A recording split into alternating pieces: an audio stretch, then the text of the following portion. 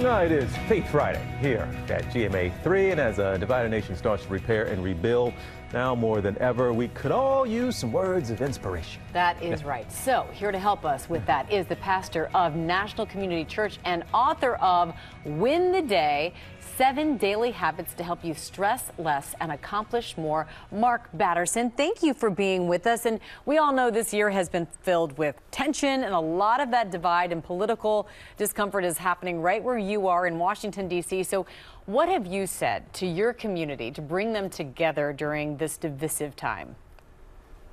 Well, I've tried to remind us that we stand in the gap as peacemakers, grace givers, tone setters.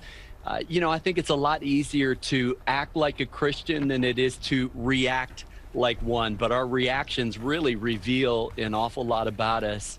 Jesus said, you love your enemies, pray for those who persecute you, bless those who curse you, turn the other cheek, go the extra mile. There's nothing natural about that. It's a supernatural reaction. And so an awful lot of racial tension and political polarization. I'm 5 blocks from the Capitol right now in my office. It's above Ebenezer's Coffee House. But we are seeing God move and work in some wonderful ways.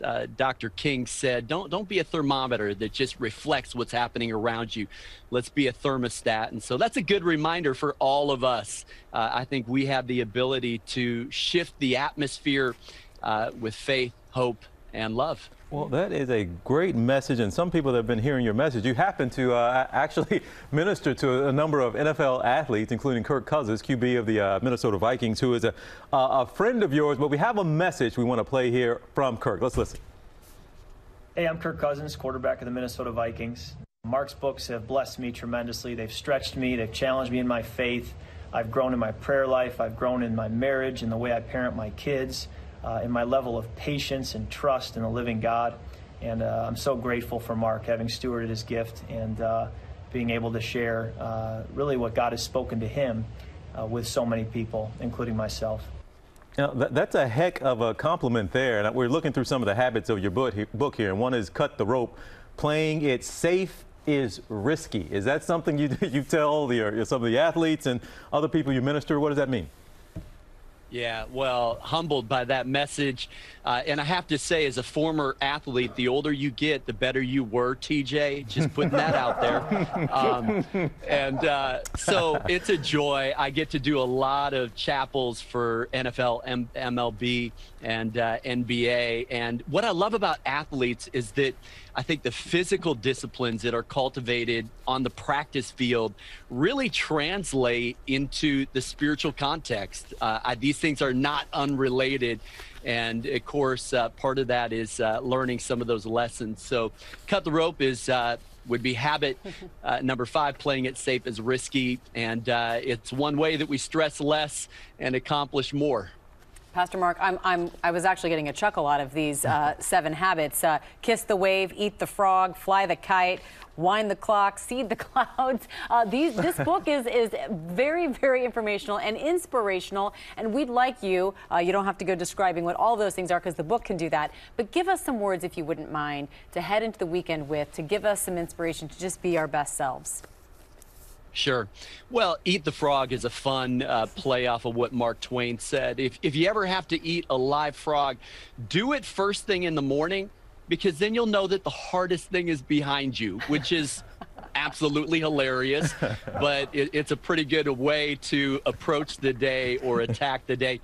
Kiss the wave is a Charles Spurgeon. He said, I have learned to kiss the wave that throws me against the rock of ages. You have to ask the question in those tough times, what have you come to teach me? But I think what I might put out there as a word of encouragement is almost anyone can do almost anything if they work at it long enough, hard enough, and smart enough. Don't despise the day of small beginnings. You don't have to do something big.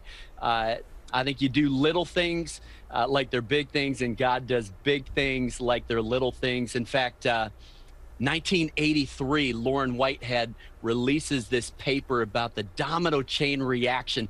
And his discovery was that a little 2-inch domino can knock over a 3-inch domino. In other words, 1.5 times its size. By the time you get to the 21st domino, you could knock over the Leaning Tower of Pisa. Of course, it's leaning, so that's not entirely fair. 23rd domino could take down the Washington Monument. Wow. 25th domino, the Eiffel Tower. By the time you get to that 28th domino, you could take down the Burj Khalifa, 160 stories. The point is this.